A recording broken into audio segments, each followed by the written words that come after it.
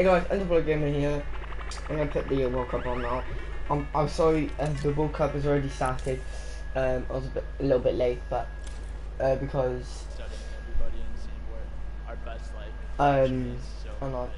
It's because of it wasn't even coming up on my screen, and then it's all sorted now. Get up there and slay out.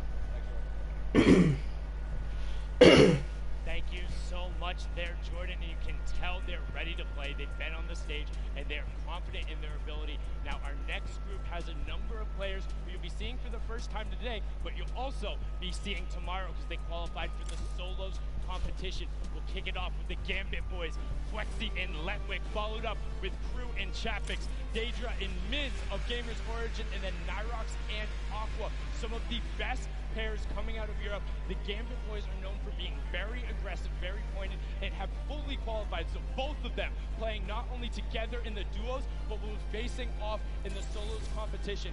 Crew qualified for solos as well. Chapix just barely missing it a number of times. The Valhalla Vikings duo is incredible together. They are honestly one of my favorites in terms of the duo side of the competition and deserve a lot more credit and notoriety than they get. Yeah, absolutely. And then Daedra and Miz as well. They played at ESO Katowice with Zayt and Sap that you mentioned before. They played incredibly well out of the French community. So we'll be looking out for them, the Gamers Origin boys. And then Nyrox and Aqua. What more can you say about these guys? These guys have been on the rise, and a lot of people are starting to realize how good they are. They are incredibly consistent in one of the toughest regions, averaging one of the best placements. And additionally, we will see Aqua tomorrow as well qualified in the solo competition. We have a chance to catch up with them right before they take the stage. Jordan, what do they have to say? What's up? We've got Nyrox and Aqua here. Nyrox, you guys have both been playing around with a bunch of different duos from quite some time. What is it about this duo, this pairing here, that you think has made it all the way to the finals for you? It's the skill of Aqua that's made it. He's really good in every single aspect of the game, and that's probably why we succeed that much. Fantastic. And Aqua, what do you think makes this the perfect match for you guys? Yeah, we're gonna win. Fantastic, great. Mechanically gifted, comms are fantastic. We're gonna see a lot of that here in just a bit. So that's exactly what you want to hear going into a duos competition, is your teammate having confidence, and he knows Aqua's already qualified for solos as well. He's going to play there tomorrow, so we'll see that pair going forward. We're going to continue down on the floor with our next group. It's Cease and Elevate, Landjock, Punisher, Wishy DP, and Gustavox, and then Little and Jay. And then finally, Mega and Dubs, you can see on the left side of your screen right now. So guys, right now, quickly put voice comments on, so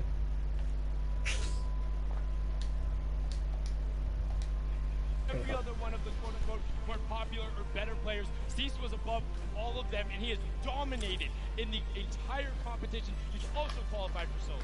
Yeah, and then Landjock and Punisher right after them.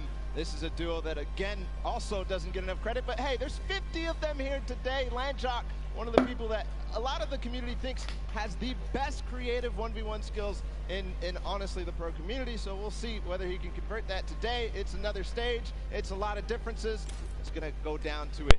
And then Wishy and Gustavox 8 are known for being very aggressive and executing pinch maneuvers incredibly well. If you isolate from your teammate for a second, and we're talking one grid space, they will take advantage. And then Little and Jay, the original S2 boys coming out of NAOS, who said, hey, we might be young, but we'll go against anyone. We don't care who it is. We'll push you. We'll take your wall. We'll take the high ground. We are going to beat you. And then talking about taking the walls, Vala. Yeah, talking about taking the walls, Mega and Dubs are in this group too, and there's so much to say about them, but we're just going to sit down and find out more about Dubs.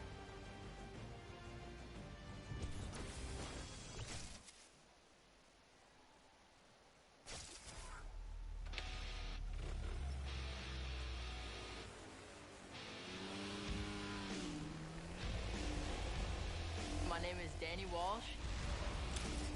You guys know me as Dubs. And I'm 16 years old.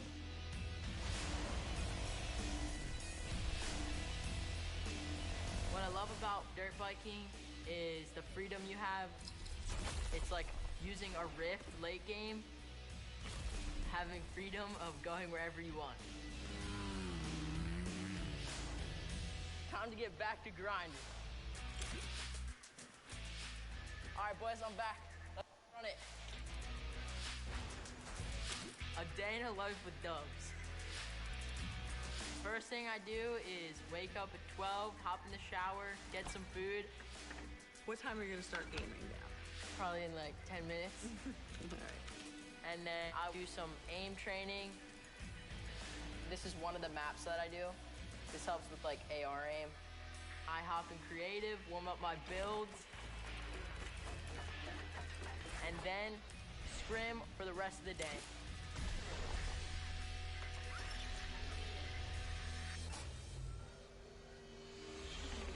I was a skateboarder. I skateboarded every day. My brother, he taught me how to skateboard when I was young. I guess he thought it was cool because I was doing it, and I would take him to all the different skate parks I would go to. So I was 13 years old, skateboarding at Woodward Skate Camp, and the first day I was there, I ended up breaking my femur, which I then had to go get a cast. I was in the cast for about a year. It was a long road back for Danny. He was stuck inside. I had to do something, so he made him very comfortable and got him a good setup for gaming. That's how I fell in love with gaming, because that's the only thing I could do. I really never got him back on a skateboard after that, and he kind of found who he was. He really just blew up overnight. If I hadn't broken my leg, I would not be where I'm at right now. I'm a professional Fortnite player. Oh my, you fixed it up! This is heart loading. Solos is my strong point. Okay, my heart's racing right now. You can dominate by going for picks or playing for high ground. The first time I qualified for the World Cup, it was crazy. People were shocked at what I had just done. He was not with an organization. They were thinking, who is this guy? He's got to be cheating. Nobody knows who he is.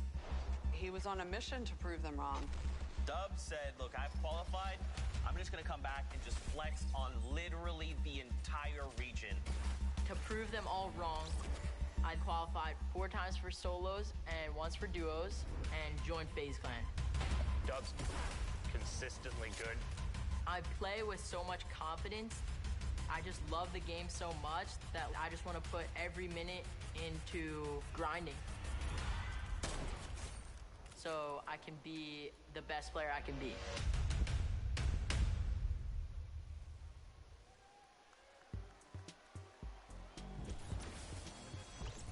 That, honestly, in retrospective, I know it was stressful when it happened, but it has to be the biggest compliment that you are quite literally so good, averaging just inside 5th overall with the solo placings, that the entire community thinks you're cheating. That you are that much better, that everyone's there. There's no way, and you saw it there. Him and Mega had one of the most ridiculous performances, racking up close to 50 points in their last 2 matches to qualify. And I mean, it was nuts, but now time to get into the next group. Yeah, let's go ahead forward. The first pair is XXM and Mende out of China. And then following them up, it's Airwax and Nikov, Hunter and Kinstar, Leneuf and Kinton, SSK7 and Jamside, and then finally Volks and Parby on the right there. And XXM and Men were the only Chinese team to qualify through the open track, and then Airwalks and Nikov, and then Hunter and Keenstar. The Solari brothers, the group qualifying all within the same week, and Airwalks taking his repeat Pro-Am title yesterday with RL Grime, saying it was easy claps, 12 points clear of the South Korean duo, and then Leneuf and Quinton just recently being signed to Navi, representing them on the stage, looking to make a name for themselves, and they're hyper aggressive. One of the duos I think a lot of people need to look out for, though, is SSK7 and Jamside. known for their aggressive style of play, always fighting for high ground earlier than most people, and then not giving it up. Nobody is going to be able to contest them off high ground. They get tons of eliminations because of it, but we'll see if that might bite them here today. And you talk about insanely aggressive. Most people, you need to tag them and see shields broken or maybe white damage to go after them. Volks and Parpy, if you move and they see a pixel, they raise all kinds of chaos in NA East when playing in the Trios tournament, and now we're going to get a chance to talk to the aggressive Oceania duo down on the floor. Jordan, what do you have for us? I've got Parby and Volks here, two of the most astonishing talents out of Oceania. You guys are coming all the way over from not only Australia, but New Zealand, facing off against some of the best talent, not only from your region, but the rest of the world. We've seen that there are different play styles from kind of everywhere. We all know this, but going into this, how do you prepare? How does one prepare up against these play styles? I just eat a fruit salad, just have a shower, get off, get some water, have a fruit salad, and then just try to get hyped. Love it, regardless of the region. That's great. Fruit salad, you can take care of NA East and in EU and everybody. Now, the most astonishing thing here is this record, this elim record of 102 that you guys had, the single most elims in 1 week. I don't think anybody would expect for either of you guys to be super W key today because of what you're up against, but what is your strategy going into this? Just play slow and just hopefully make it to endgame and just get high. That's basically it. Beautiful. Well, we're going to see it here very soon. We can't wait. I'm disappointed that routine of 2 fruit salads in the morning isn't going to give them the confidence to continue what we know and love about them, the W key mentality. I honestly thought he was just going to turn and look at Jordan and be like, a W key, holding forward the whole time, but they know when to play intelligently and play for height. Let's get into our next group. Again, is qualifiers from NA East and NA West. We have Tetra and Eclipse, Ronaldo and Ziff, Sean and Aiden and Rote, DW and Blue Team. Now, I want to give a quick shout out to Eclipse in particular. I've hopped into his backpack a number of times personally when we had to do some tests, and they had a phenomenal qualifying week. And then Ronaldo and Ziff averaging some of the highest placements in the week they played. They popped off at TwitchCon, came out of nowhere where people were like, who are you guys, qualifying through in the first run, going to look to make a run at it here today. And then what more can you say about Sean and Aiden? I mean, this is a duo that we've seen time and time again. A favorite out of NA West that week then they came out of. They clutched up and did amazing things. Both of them took part of our Pro-Am tourney yesterday. And then Rohit, DW and Blue Team, one of my personal favorite duos. They came together after week 4 saying, hey, we need to do something different. Rohit came onto the scene during the Winter Royale, qualified through the open format, and looks to punish people's mistakes at all points of the game. You talk about hyper-aggressive players early, you can't stop him from going, but the one person who does is Blue Team, known for his calm decision-making, kind of turning off all emotions and just making the right decisions. They have a fantastic pair in chemistry, and I mean, I'm excited to hear what they had to say leading into the competition. It's going to be just absolutely amazing. Fantastic. We've got Blue T and Rote DW here, two beyond incredibly mechanically gifted players here. Blue T, you've placed consistently in the top 15 over the last year from the Winter Royale qualifiers, the Secret Skirmish, and top 5 in the Share the Love event. How are the two of you together going to work to secure this #1 spot today? I'm just going to give this guy a bunch of call-outs, make sure he's safe and alive, and once we hit late game, he's just going to slay out. Slay out away. We can't wait. It's going to be so incredible to see if they can make that dynamic work on the stage. They have such great teamwork, and they have distinct play styles over the phases of the game, and if they can get rolling, they might be able to challenge towards that top. Now on to our next group, because we're excited to keep the introductions rolling. It's Item and Derox, Oslo and Bad Sniper, 4ZR and No Word, Red Rush and Snappy, and then Yu Wang and KBB. This is a bunch of guys out of Europe, and then the Chinese qualifiers coming out of the Tencent track. And I mean, some of these guys are incredibly skilled. Item and Derox with that ridiculous 41 elimination victory royale during the semifinals, and then they carried over the performance into the Sunday. Yeah, one of the only times we saw actually consistency from the semifinals carry over into the finals. But another team that actually started breaking through in the finals towards the end, which led them to qualify, is Oslo. Oslo and Bad Sniper. And I think something very interesting about this group, or this duo in particular, they're going to be contesting at Tilted Towers, and they are very proficient at doing so. They will be in the fray, and if Bad Sniper gets a sniper in his hands, here's the joke. His name online is actually not Bad Sniper because he hits all of those shots. Will be looking to make them pay. Now, Forziar and Nord, also another very aggressive pair, but kind of just like to chill out at times. They like find themselves on the edge, take the rifles. If they know they have an advantage, they go. We've seen them before as well in the Winter Royale. Yeah. And then on the bottom right there, Yu Wang and KBB, they came out of the Tencent track, which was a competition that was hosted out in China. And so I think a lot of people didn't see those games and don't really know what these two are all about. Let's continue and find out more about them.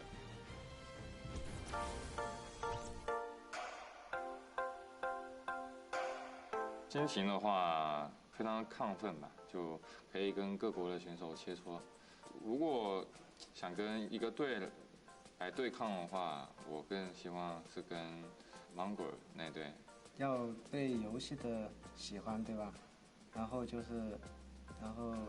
对游戏的理解，还要有一个信仰吧，就是想成为冠军的一种念头。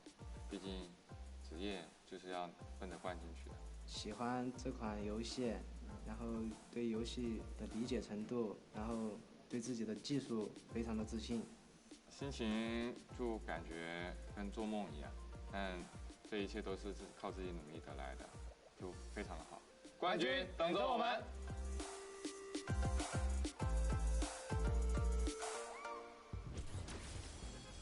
So happy to see their level of excitement and to be here representing China through those Tencent track. It was amazing to watch them play in those games. A distinct different style, but also very built-in rifle-centric. Will be one of 2 Chinese teams representing. And now into our last section of qualifiers. These were the guys who ended up qualifying in the final week. The last chance to be there. It's Slacks and Keys, Calculator and Macwood, Zone and King, Epic Whale and 4DR Storm, and then Vinny and Zexro. And I mean, so many of these guys we could talk about right now, but the one I want to focus on, King and Zone, coming out of Argentina. They are ridiculously aggressive, know how to go full send, and I think people will be surprised. They're able to execute on a level where if they get rolling, it's going to be very hard to stop them. It's one of the same situations as the kind of Chinese duo, at least at smaller extent. Because a lot of these guys don't know how they play, don't know how to respond when the play style that they haven't gone up against is shown. But one duo I want to talk about is Epic Whale and Storm, because this is one of the few fully qualified duos. We'll see both of them tomorrow, and what a way to do it, because they came together at the last second as well. They came together in the final week knowing it was their last opportunity, and they wanted to be there. They wanted 2 seats on the stage in each one of the competitions that really separated themselves. But speaking of somebody who separated themselves, Zexro and Vinny. Zexro, the original pioneer of the My Wall now. I'm going at you. I will win the game with 16+ eliminations, and there's nothing you can do about it. Him and Vinny broke through everything, coming over not only Zexro's wrist issues, but a little bit of kind of turbulence between them. They're actually not even going to be dueling after this competition, so this will be a last hurrah, and let's see what Zexro and Vinny have to say. We've got Vinny and Zexro here. Very excited to see you guys. I know that a lot of people are thrilled and excited to see what you guys have planned for today. You both have been competing both very well in duos and solos over the course of the year. How do you think that the competition today is going to compare to the rest of the competitions that you've had leading up to the scrims, whatever the case may be? For sure, the competition's definitely going to be hard today. Probably the hardest competition yet, but I'm very confident for us to succeed today. So awesome. Well, we believe in you guys. Now, Zexro, you told us after qualifying for the last week of duos that you were suffering from some tendonitis.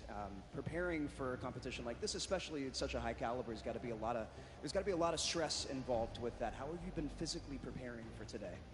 So basically, I didn't really play much, and then I would just VOD review and everything. I would just play on the qualifier days, take a lot of a leave, you know, and then it started going away at the end, and then qualified, so we're chilling. Fantastic. Well, we're all really excited to see you guys. I know that a lot of people are, a lot of TSM fans here and all over the world. It's going to be a great day.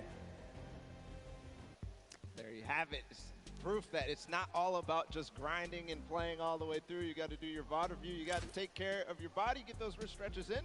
That's Zexo's story there. We'll see how they perform today. We've got one final group of duos to let on the floor. It's going to be Serpent and Hype, Wolfies and Rojo, Skite and Vato, 4 wins and Tux,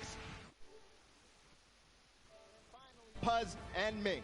I mean, there's so many players in here you can call out. Serpent and Hype were the original. Can you translate it to Sunday? They won so many of those semifinals, and in the last week, were able to do it. I got an opportunity to actually talk with Rojo in the practice room, and he says he's excited to be here, wants to play, wants to get on the stage, and knows he'll be able to enact their game plan. He wouldn't tell me what it was, and I wouldn't leak it anyway. Though the stream duo, kind of a little bit of parity there between Vinny and Zexro. Skype battling a ton of wrist issues and then able to overcome it, and I got to speak with him as well, and he's like, I'm just happy. I'm glad I'm here, man. And there was a fantastic post he did about it. Yeah, he had that twit longer where he basically went through how he lost his confidence because of his wrist issue and then gained it back because of the support of all you guys at home who supported Skype through his journey, and the French community doing so as well. Moving on forward, Borwin and Tux, somebody I think is very interesting because they qualified and moved through the entire, they switched duos at the last second, so same thing. And then you have Klusha, a player who qualified as well for the solo competition, and Thomas, his partner from Singularity. And the final duo, Puzz and Ming, representing from South Korea. Unfortunately, there was an Asian team who was unable to make it. Puzz and Ming having won in the Week 8 qualifier where there wasn't an additional spot. And on top of that, their consistent placements earned them that alternate spot coming out of the region. We had an opportunity to talk with them and have a package set up, and let's see what they had to say.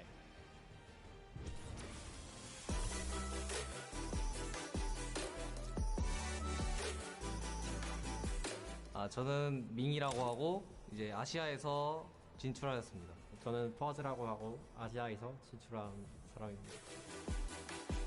가장 좋은 성적을 내서 대체 선수로 뽑혀서 왔더니 이제 아시아에서 듀오 한 팀이 진출을 못해서 저희가 이제 좋은 기회를 얻게 되어서 이렇게 진출하게 되었어요. 온라인에서 상금을 이렇게 받으면서 같이 경쟁하는 게 마음에 들었어요. 유럽 선수들과 해보고 싶었어요. 저도요. 게임하기 전에 이제 계속 어떻게 게임을 플레이할지 생각을 하고 하는 거죠. 그냥 연습을 최대한 시간에 맞게 활용을 하고 최대한 많이 노력을 하다 보면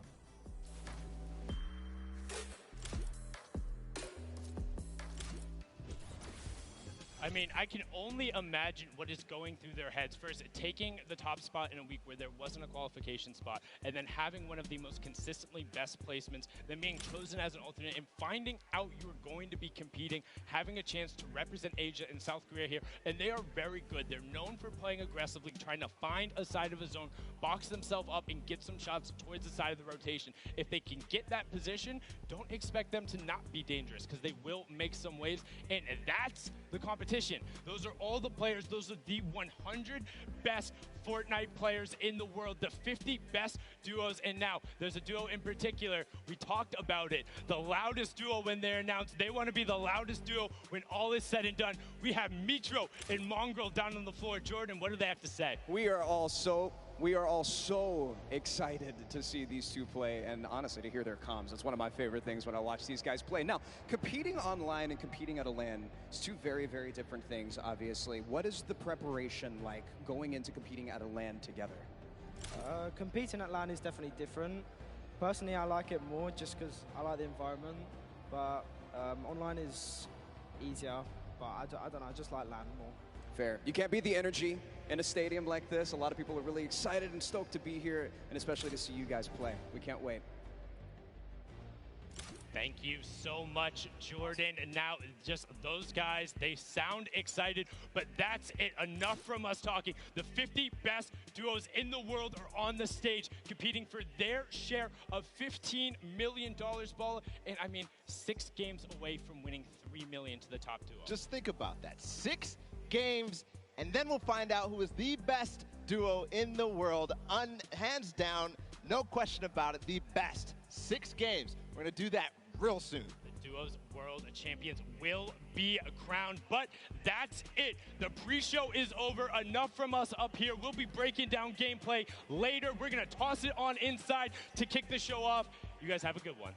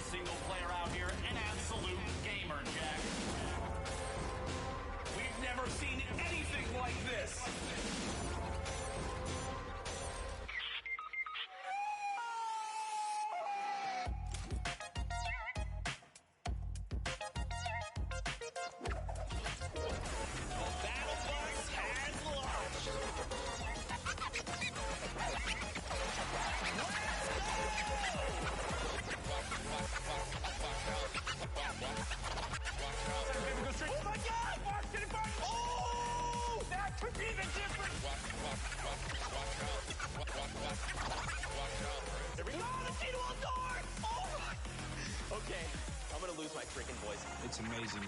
It's like you feel so free, it's ridiculous. And then we just kind of watched like our names pop up on the screen. It was pretty surreal. It was a huge sigh of relief. All the hard work we did just finally paid off. We were kind of going nuts. He finds the low, he has to go forward though, because there's a change in elevation. He finds the first shot, can't find the second, and he does! He HP left! That is why he's a World Cup qualifier. This is it right here, the 1v1. Who is the other player in the He takes what? Damage to himself, and all of a sudden it's complete chaos. What a win! Victory Royale! GG!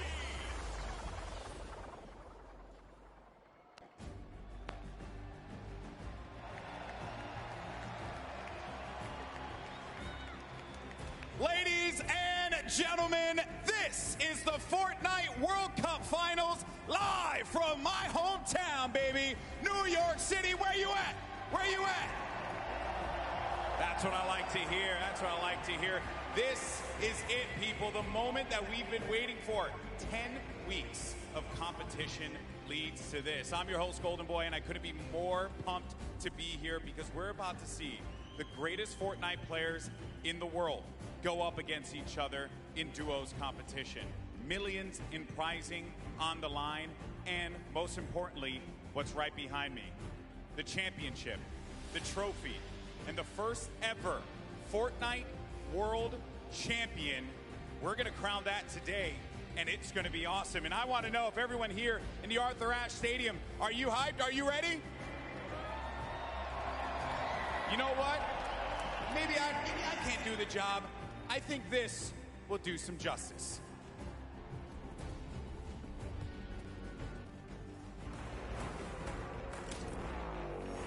No pain, no gain, no guts, no glory. I'm a one-man army, ain't a one-man army. Ain't a weapon formed against me, and you already know the rest, so you know your best ain't gonna stress me. If you the best, I'm the next thing.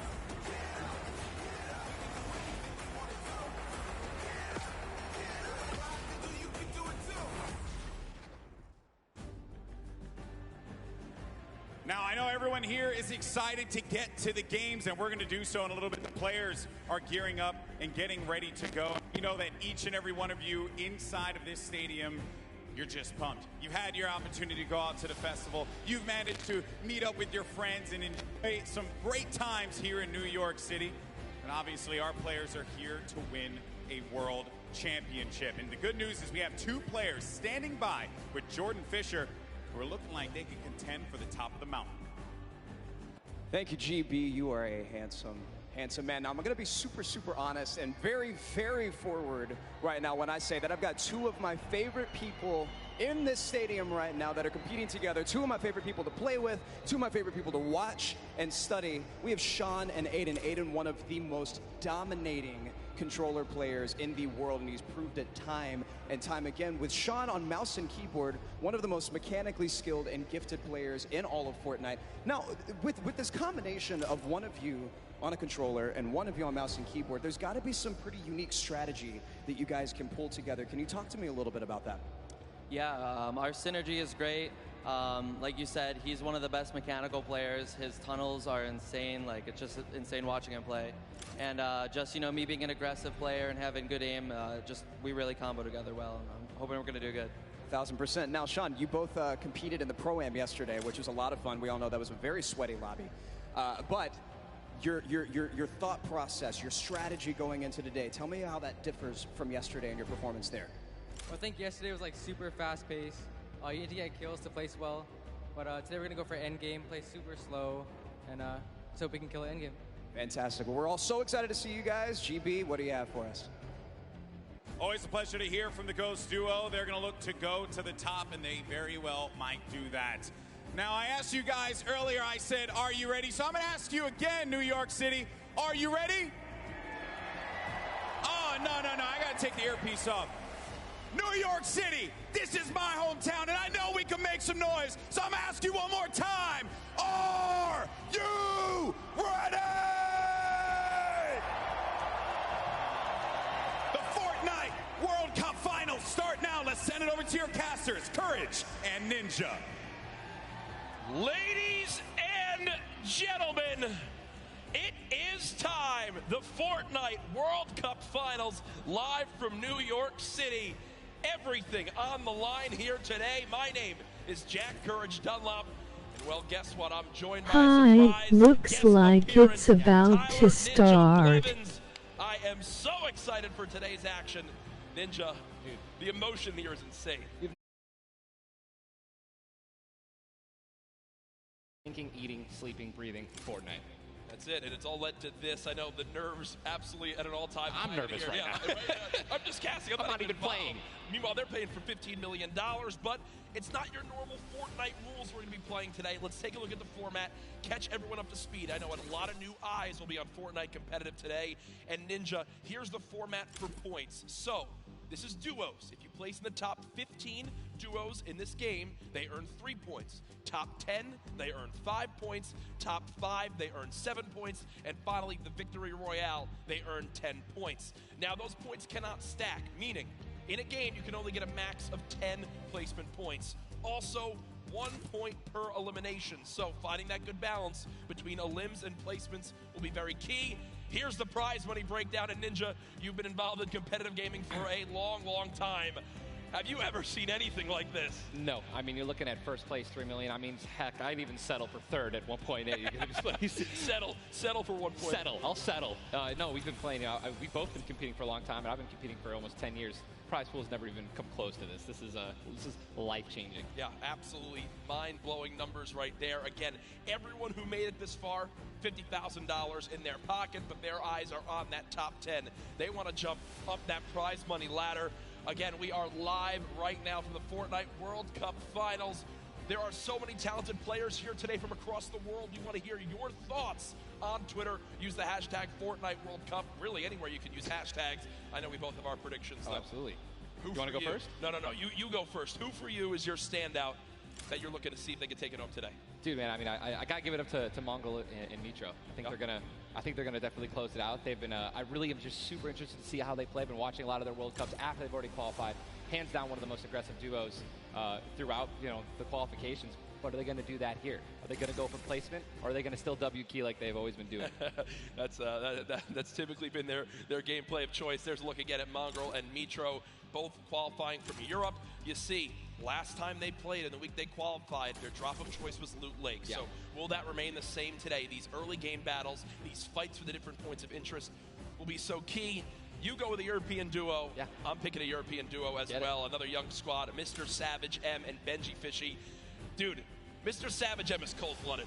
Every time I met him, I'm scared of him. And they're absolutely insane, as you can see right here on your screen. We'll get those pictures fixed, don't worry. But either way, these guys are two absolute tanks. And Ninja, you've watched all these guys. Yeah. You're absolutely one of the best players in the world, but it's almost like these guys are in a class of their own. They are, man. I mean, I've competed against some of these guys in some other online tournaments as well, and literally watching Benji just slay out an entire lobby by himself in squads it's like it's art, man. What these guys do, it's art, so enjoy. I know Mr. Savage in a public match got like 40-plus eliminations in Season 9, which is unheard of, all by himself, solo squads. There are so many ways you can watch, though, this weekend. I've been just looking at my phone already. I'm seeing 1 million-plus of you guys tune in. As you guys know, so many ways to watch. You've got Twitch, YouTube, Twitter, everywhere where there's live streams. Also, a new Fortnite.com/watch feature that you can go take a look at. You'll see some different individual feeds there that will be a crazy, unique way to watch Fortnite competitive for the first time. I know everyone at home looking forward to seeing their top players perform. This place now, Ninja, is insane. Oh, it's packed, man. This is one of the most ridiculous arenas I think I've ever seen for an esports event, and I know people flooding on in from the outside. Yeah. I just can't wait to get it started. Dude, this is literally what I've been waiting for for like 3-4 months. Yeah. The best of the best, all in the same lobby. All right, in the qualifying matches on Sunday, you're playing against, in a lobby, maybe like 4 or 5 of the teams who are actually here right now, but now this is going to be all of them in the same lobby. Every single battle is going to be the best players in the world fighting against one another. I'm excited to watch the early game when they're landing in their spots. I'm excited to watch the mid game during the rotations. I'm going to be taking notes, and you guys should too. Yeah. Also, other things that note to take to bring up. We're going to be playing on siphon settings here, increased material farming. Do you want to explain for everyone at home I'd love exactly to. how that all works? I'd absolutely love to. So unlike normal matches, when you get an elimination, all right, you're going to be granted with 50 health or 50 shield, depending on what you're missing. And that's also going to give you 1 point as well. They also drop 50 mats of each, wood, brick, and metal. So, eliminations are definitely going to pay off early game as you guys can stack up those materials. Yep, and remember, that is when you get a full elimination, not when you knock down an opponent. Correct. So if I knock a player, you'll see in this, a lot more times teams will immediately try to finish that elimination, get the health, go pick up the materials, maybe secure some extra loot. There's a look at the lobby screen, and Ninja, I was laughing with you earlier when the players were warming up earlier today because they got some warm-up games in. Obviously, for many of them, it's their first time in a major LAN event. They wound up going through and they were just sitting at the spawn island like they were right now. I mean, look at the build battles happening on spawn island. They're all editing, they're all aiming. None of them are just sitting still. The nerves running through them insane. The average age in today's tournament, 16 years old. Some of these guys are going to walk away with $1 million+ this weekend. At 16, what would you have spent your money on? I don't even want to know. Why not even ask that? Probably 16, man? Just a bunch of candy and energy drinks, man. I didn't really. So basically the same as today. Exactly. Nothing really would change. Nothing's changed. No, it's so much fun, man. Again, people flowing on into the venue. Looking at these duos, looking at these contested areas, right? Loot Lake has been a very hot topic. Yeah, man. Aiden had been landing there throughout all of qualifiers. You see, Mongrel and Mitro. I've been hearing some notes about Tilted Towers and or Neo Tilted as it's now called, of where they're going to go. In your opinion, right now you play 6 games. Yep. You know how detrimental it could be to your mental state if you have one where you kind of drop right off spawn and get taken out. Yeah. What is your game plan here? Are you going for it? You don't care how many people land there? You just go and play your game? Or I think you shy away? What do you do? Oh, man, these guys have been practicing. They know. They know that they're going to be contested. Yeah. They know that, and they're not, if they're intelligent players, they're going to play exactly how they've been practicing the last 10 World Cup qualifiers. They're going to go exactly where they go. They're going to push where they're going to push. And, they're not going to care who it's going to be. Now, me, honestly, I'd like to say that that's how I play. But, dude, in a situation like this, I think that if I saw someone contesting my drop, I'd definitely defer and try to go somewhere else. Yeah. But, you have one bad game. Getting over that's going to be a huge mental obstacle, right? You get knocked first. Yeah.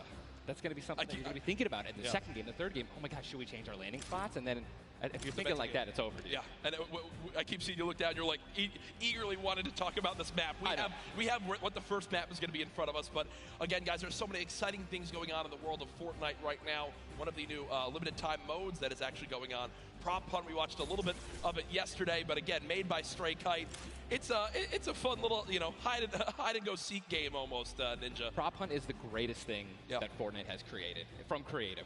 It is amazing. It is hilarious. I mean, we were literally getting angry and but also just laughing hysterically right when we're about to make it into the incinerator and get our points. It's just so fun. I mean, you could be a toilet. You want to be anything. You want to be a pink flamingo, a bus.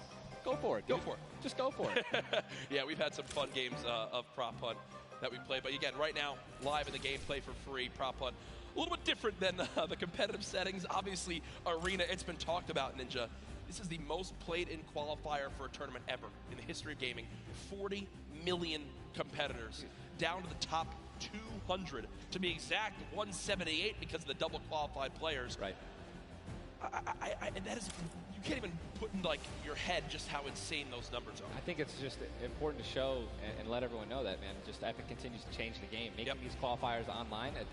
It just allowed so many of these kids to be here today because they've been able to play it, from the comfort and safety of their home instead of traveling across the world just to qualify. Yeah. So I think this is one of the first times we've seen something like this, a qualifying like this. And dude, I'm just excited to watch these kids dominate the next freaking 4 hours, 6 hours. I'm ready to stay here all night. Hey, I'm down to stay here all night. I have no problem with that. I'm sure the Arena is as well. When you talk about LAN events, right, you have so much competitive experience. You've been to so many across different games and genres. The one thing that stands out to me, though, it will never feel the exact same as it does as playing at home. So for these guys, what are some tips that you can share or you think that they should kind of take into account as they're playing, maybe on LAN for the first time? Well, do what I always tell people when they're saying, hey, Ninja, I'm going to a tournament. Any advice, right? It's, dude, do exactly what you do at home, all right? If you wear socks and, no shoes at home, that's what you're going to do. If you don't wear any socks at all or you wear sandals, you wear that. If you wear nothing but sweats and PJs when you're gaming and practicing, that's exactly what you should be wearing right now when you're competing, right? Yep. Don't try to change anything up. Drink what you normally drink before the games, water, energy drinks, whatever the case may be, or, eat what you're going to eat. Do not change anything up. It's very important to get in that mental state of what you do and how you've been practicing the entire time at home. I've even heard of stuff as far as like don't change your sleep schedule and what you're gonna do for this. Like literally take it like it normally is. Now, again, we talk about how there's $30 million on the line of the Fortnite World Cup Finals across today and tomorrow, but there's already been $3 million in prize money given away this weekend. That happened yesterday at the Creative World Cup Finals. Let's take a look.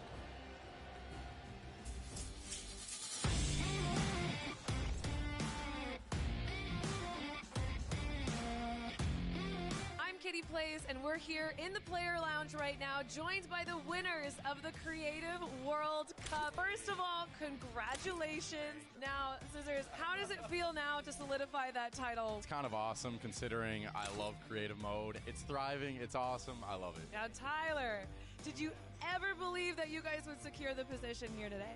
Yeah, I always knew we had it in the bag. You know, we're the week 1 qualifiers. We're the most stacked team. There was no competition. Just when the last map was a death run, I knew we had that in the bag. We got some good players here. I knew Zan would clutch up, and he did just that. You could tell he lifted the finger. He said, we need 1 coin. Just grab this coin right down here. If he can do this without being eliminated. Here it is. The win. Oh, he missed it, but gets it with the trap trigger. You realize that one jump won this group here an extra $1 million. It's unreal. Like, if you want to practice with dev runs, you need to, like, do it slow. Don't go in blindly. Like, try and, like, change everything you do every time you fail. Suzu, can you see yourself doing even more with creative? I mean, the success of today. Will you continue to go and play creative maps?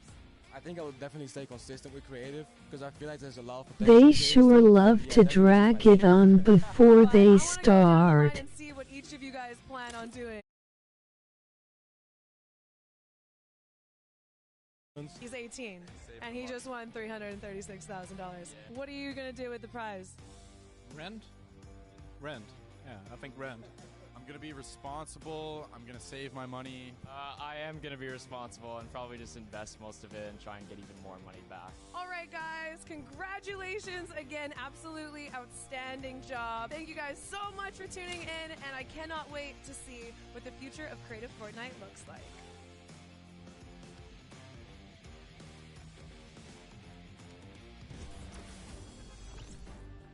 The Creative World Cup Finals, so much fun yesterday. Again, congratulations to Scissors and his team. $1.3 million won. I'm going to address the elephant in the room here, and it's not Tim the Tabman. You didn't win that, Tyler. That's correct. What exactly happened here? That's correct. No, we got 4th place, but, you know, the crew that I picked out, man, Pal, Taco, and Kaz, just a good bunch of kids, man. I mean, I think, and I also got to meet a lot of the creators, the ones who developed a lot of the maps. And just a lot of passion from these guys, man. And, you know, I was really happy that I was able to, not even me, together as a unit, we pulled in, you know, 300 or 295,000 as a team. Dude. I mean, little whips, man. You know, we were just killing it, little ice creams. But that event was so incredible. And just another thing that kind of came out of nowhere again, that Epic changed the game with creative. You know what I mean? It kind of popped up out of nowhere. All these people, so many people. There were hundreds of people here because of creative. Yeah. And again, I know I talked to Scissors about it too. He can't believe just how far it's gone from his original runs he made to now. It kind of inspired one of the 3 maps yesterday. For you, what was your favorite? Was it kind of the prop hunt mode? Was it the run? Junkyard Juke, bro. Okay. Hands down, Junkyard Juke is the most fun game I've ever played. I mean, if you're going to go in with a crew of like 32 people, if you can even muster up a crew of 32 people, like I want that to be a playlist where I can just go and play Junkyard Juke, and it just fills in 32 people. Hey. It's so much fun, man. I'm with that. What about, should we get the whole squad together? Or I'm down with. Oh, we totally should. We should get a massive content creation squad and just go into that. It'd be the most funny thing in the world. Hey, I mean, there's nothing greater when you're a little teddy bear and you're just walking around like trying to make it in. It's amazing, man. Hey, listen, it's all fun and games here. Obviously, the theme of this weekend, things going on outside of the fan festival. There's also the Battle Pass redemption.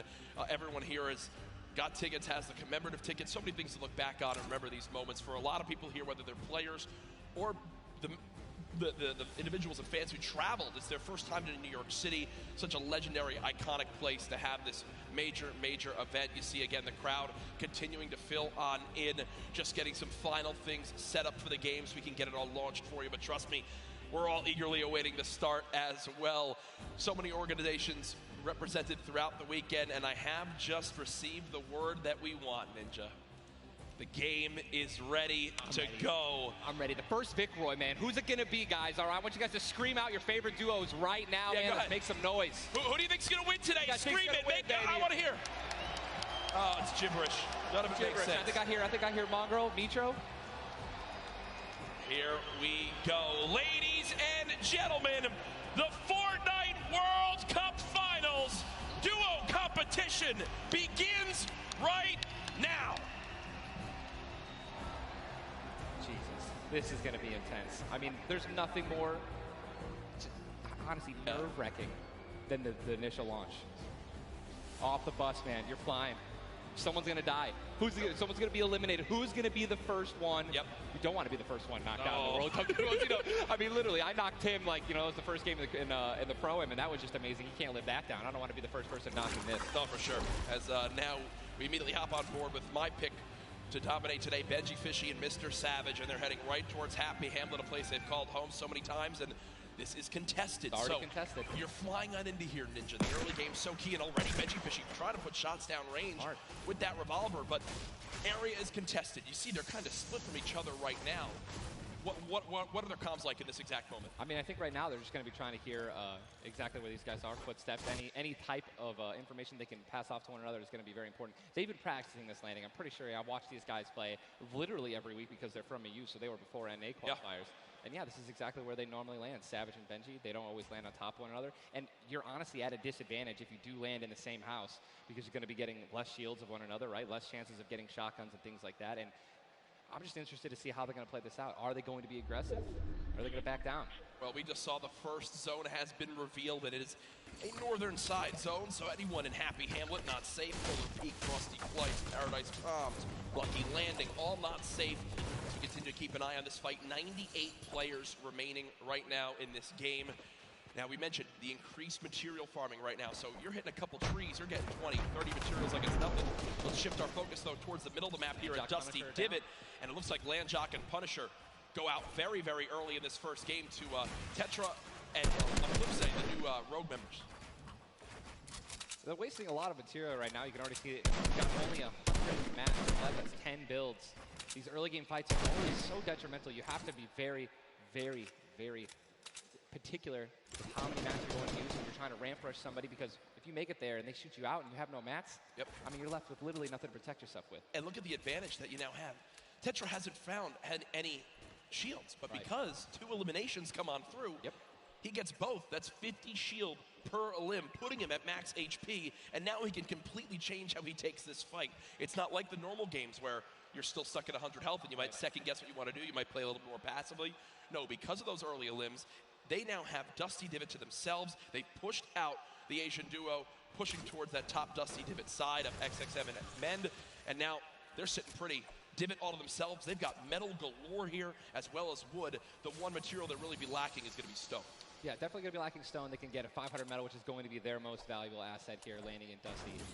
What I'm just interested to see is, they have no rotation items when you're looking over there, so hopefully they find something that's going to help them rotate later. There are no balls that spawn in Dusty, so no ballers. It's going to be very difficult to make it to the late game if you guys don't have some sort of crazy rotation, shadow bombs, anything like that.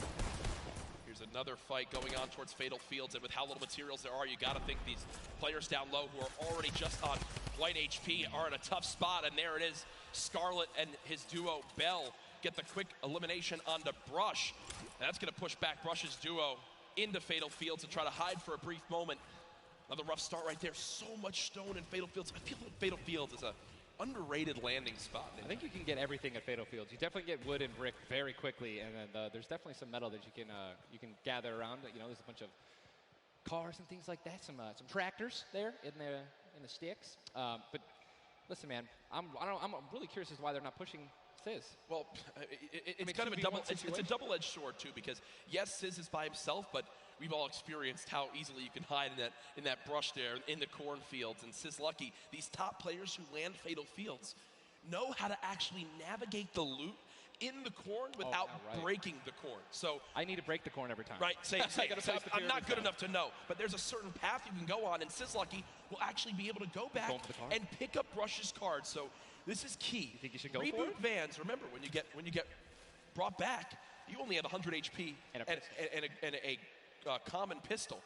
That will bring a lot of attention over. If you are Scarlet and Bell, are you sprint back over that fight? I think so. Now across the map, though, an engagement going out between KBB, Yuang, and their duo up against Vinny and Zexro, and there's the knock right there, Ninja. Drum Shotgun's very powerful. It's definitely underrated. You can get inside somebody's 1-by-1 right there. I mean, there's another knock with a drum shotgun, just absolutely wreaking havoc. Ewing trying to take this wall. I think his teammate is not going to be able to stay alive, so it's going to be Zex and Yu. He's got the shield advantage. All he has to do is play this patient. I'm going to be pretty sure that these guys don't have that many materials, so just needs to spray it out and hopefully find a chance to take him down, but he's healing up. Yeah, Zexro has minis as well as big shields, so we'll be able to get back to full shield. And Ewing now in a tough spot. Do I try to go? Zex definitely can interrupt this now. He took too long to start going with the res, but it looks like he's just going to be going for the reloads, taking his time, and he might be dipping out, maybe trying to. He's definitely staying aggressive, but he's going to get the revive off, and now it's a 2-on-1 again. Zexro staying confident though, knowing right now still at over 150 HP, the teammate has to be at 30 health. The wall comes through, trying to spray it, and it's not gonna happen, and you see Zexro right there, hands right to his head, some solid damage done, but Ewing dropped down to 59 HP, but with that elimination, we'll bump back up to over 100. Very, very close right there, Ninja, with the drum shotgun. Very important is checking out the storm right now. A lot of these players, there's a lot, you guys can't see the screen, but there are plenty of people who are outside. They're gonna have to start their rotations in, and this is actually where a lot of very talented players with their aim can clean up a lot of kills. This is actually my teammate and I's reverse. Our strategy was to try to get in those spots where you can beam people who are going to be flying throughout the sky using a lot of the slipstreams and just taking advantage of, your incredible accuracy. A little update too on Sizlucky. They did get the reboot in Fatal, so they're both back in play. Look at how slow this lobby is going, folks. 92 players left, and a definite fan favorite here, Nate Hill and Funk of FaZe Clan currently set on up near Lazy Lagoon. And Ninja, this is your landing spot that you went to with your duo reverse. What are maybe some little tips and tricks for players at home who like to land here? Yeah, all right, so there's, if you go on the boat, on the ship, every single one of the masts is like worth 200 wood, so you definitely want to go for those. You can easily get max wood in Arena in probably less than 10 seconds. And also there are some metal anchors in town that you can get for about 300 metal, which is, like the most valuable material that you can get. I mean, I'm just 91 players. I mean, have we talked about Storm Surge? I mean, we haven't yet. I was going to let that be a bridge when we cross it, but because 91 people left. I mean, how soon is it going to be? We're going to have Storm Surge in every game. Yeah, I mean, it's going to be like this is going to be nuts. If you guys don't know what Storm Surge is, basically the team that has done the least amount of damage is going to start taking damage until they get above the damage threshold. Yes, and it tells the players on their screen what the damage threshold is. If you're used to playing at home, you probably have never experienced Storm Surge in a normal game, but it is very common in competitive because everyone wants to last until late game, earn those extra points, and wind up getting those placement points to come on through. Watching Letwick and Flexi right now, it's so scrappy, Ninja. It's not your normal game where you get to loot up and freely grab everything you want. Here, I mean, look at the inventory. A common heavy assault rifle, 2 heavy bullets. Yeah, I mean, people are not going to be able to loot. They're not going to be able to loot normally. I mean, you have every single spot is definitely going to be contested or have talented players who are surrounding you. You got to be constantly worried about getting sniped from the side. All it takes is 2 seconds of being caught off guard, and you can get dinked twice with an infantry rifle, and boom, there goes 160 health, man, just like that. 89 players left now in the lobby as Twiz and Cover H, the duo, do get cut down. 45 duos remaining. The second zone has just been revealed, and again, Storm Surge will begin after that. I absolutely think it's going to happen. That will be for 70-plus players. So you keep that in mind as this goes on. Players who haven't really done any damage will know that they're going to be at a point where their hand is kind of be forced. They're going to have to put on a little bit of aggression. You're going to see the game pick up just a little bit here. There's Snappy and Red Rush already in the next zone. They're more than happy to just farm up this metal structure and claim it as their own. They're actually very centralized as well. Yep. I mean, a really great strategy that you're going to see a lot of people going to be using throughout this weekend in solos and in duos is to just try to get in the dead center of the second zone and honestly just kind of pray that the circle is going to continue to rotate in your favor. I mean, I'm still looking at a lot of these guys' inventories. One guy just gets knocked in front of him, like going to try to save his teammate. It's not going to happen. But there's not a lot of rotation items. I haven't seen a lot of shockwave grenades. I haven't seen a lot of shadow bombs. I don't see any launch pads in anyone's inventory. Yeah. It's going to be such a, the rotations late game are going to be nuts. People are going to get lasered out of the sky. And Letwick now all by himself in a 1 versus 2 as his teammate did go down. You see Parpy and Volks still quite healthy between the two of them. Over 140 HP for both of them. Parpy still playing the slow ground, trying to spray out the opponent. And look at the material count for Volks, 135 total builds. It does look like Letwick just kind of ran away, but I don't believe Letwick was able to grab his teammate's reboot card. So will basically be by himself for the rest of this game. you know, it's going to be almost impossible to perform alone when your teammate is knocked. And there's the Storm Surge warning. These guys are 106 above it. You guys can see that, which means that there's somebody who has 106 damage less than them that is currently below the threshold, and they are going to need to hit some people, deal some damage. And that's actually the beauty of Storm Surge, right? You don't necessarily only want people kind of just lingering around in their one-by-ones, praying that the circle moves to them. You're gonna see some fights that are gonna be forced to break out because players need to get above that, or they're gonna die. They're not gonna be able to make it. Now moving towards the Dusty Divot Diner. You see Clicks I didn't even know you could farm this. Yeah, the very young duo from NA East, and you just said yourself, I didn't even know you could farm this. I didn't even know you could get down there. This is the beauty of it, right? These are the top players in the world showing off the little things that they know that really no one else can pick up on. Many teams are already stacking here as there's so many materials to be farmed up. And for a lot of players, Ninja, once they get max, they don't just stop there. They keep farming to have an excess for more if they need to expend a lot of materials quickly. Yes. On the bottom right of your screen, you see a fight going down in Salty Springs. A lot of grenades being thrown right there. That's going to be Serpent and Hype. Serpent and Hype in a pretty decent spot. You're seeing, if you guys can look on the mini-map that we're staring at, every single team is now in the safe zone. Everyone is safe in the next circle. It is moving in. And double heavy sniper is in play. For those of you guys who do not know, a heavy sniper will take out a metal wall. It'll take out pretty much anything. It does 1,500 damage to structures. So if you have two teammates who have double heavy snipers, they can see a team, line up a shot of somebody hiding in a one-by-one, and be able to take them out. And that changes the game completely. Once you hear double heavy, you can no longer sit still ever. Or if you know where they're at, you have to make sure you have at least 2 walls of cover on that side to protect you from the inevitable double snipe. And when we say double snipe, it's as far as 1, 2, 3, shoot. And they both fire at the same time and catch you off guard. There's absolutely zero time to react. And one thing you guys we were talking about are the rotation items. We got 6 shadows for this guy, and they have a baller, so they're sitting pretty. I think these guys are in a great spot. Absolutely. And you see the zone did just update towards the northern side of this current storm. Storm Surge is now in play, so players beginning to drop. 80 players in total in this game. They will just rotate on out of here. Hype and Serpent don't want the fight. And that's Jay now quite weak. With Storm Surge beginning to tick in. Quentin and Lanouf now having to push a fight as Storm Surge is affecting them as well. And you see it just kind of smites them down from the heavens, and there they go. Getting dropped by Storm Surge. Unfortunate for them, but again, with not enough damage done, they do fall below that threshold. Jeez, man, Storm Surge really does just force people into some pretty tricky situations. But again, man, it just goes to show a lot of aggressiveness is going to pay off for teams, man. You don't want to be put in that situation where, you know, you have to desperate and push. Maybe a duo that's better than you in combat. You know what I mean? And Airwax and Nikov just That's a replay. Was that a replay? They just went down. Airwax and Nikov are winners. Well, Airwax at least are back-to-back winner of the Pro-Am. Does go down. Airwax double qualified as well. Tough first game for them as they do go out quite early on. 71 players left in this game. 38 duos.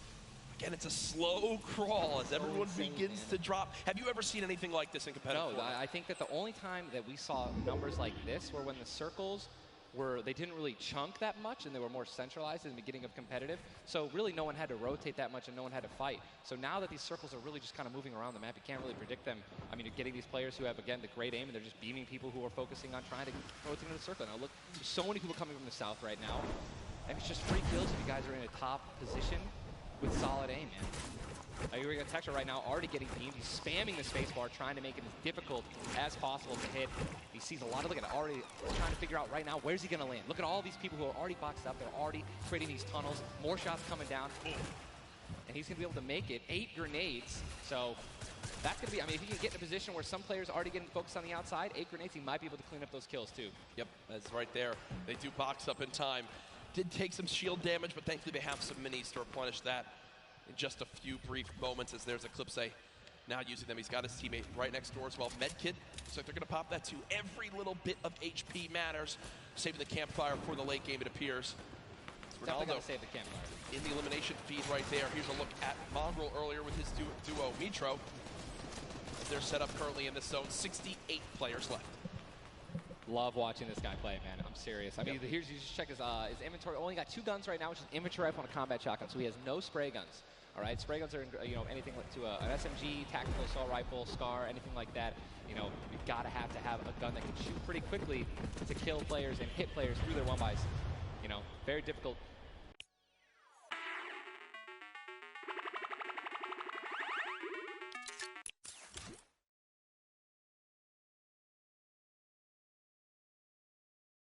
5 total builds. They're in a fantastic position to make some noise in game number 1. We'll definitely keep up to date with them. The slipstream slowly inching towards where it begins to shut down Ninja, but with so many slipstreams still available in this current zone, a lot of players are going to use that to rotate on in freely without using launch pads or the shadow bombs. There's your whole map right there, the eastern side of the zone. None of these players really going to be into play. They're going to have to inch a little bit more towards Loot Lake if they want to be safe. Some of the best, I mean, look, these are the best players in the world, and look how close they are to one another, man. I'm so excited when they actually have to force into these fights. The Storm's going to start pushing them. Look how, I'm sorry, man, I just can't, man. You guys notice also, Stinks, man, these players are so talented. It's going to be so hard to spray through their walls and actually deal damage to them. So you need things like grenades, like Stinks, right? Little fart bombs is what I like to call them, to force people out of their 1x1s and try to shoot them as they're rotating away and trying to build new 1x1s to dodge the Stinks. You see the Stinks right now going down on Mongrel, and Mongrel gets immediately ripped in two as it seemed like the lobby began to focus him right there. His duo still alive. With good rotation, luckily. Definitely has a bunch to, to be able to play with. The next Storm Surge has begun to kick on in. Mitro, 12 damage below, will have to begin to put shots down range. The zone pushing as well. So in this position, with the zone at their back, Mitro's goal, spray at players who have to push from the zone. They have one way they can go. They can't afford to take storm damage. They've got to push right at him, and Mitro knows that. Now begins the fire. Dubs just below as well. One of the players who qualified multiple times through solos and then once in duos. They also have some great rotation. 2 ballers still intact. And here's the thing that you just mentioned, all these players who are going to be rotating in, being forced to rotate in, everyone knows that. Very little ammo, though. Look, these are the last 9 assault rifle shots in Dubs' inventory. It is getting scrappy, folks. And there's the split. Still, though, only 80, meaning they really only have about 150 shots to work with. The zone still pushing. 61. This is game number 1 of 6 today in the duos competition.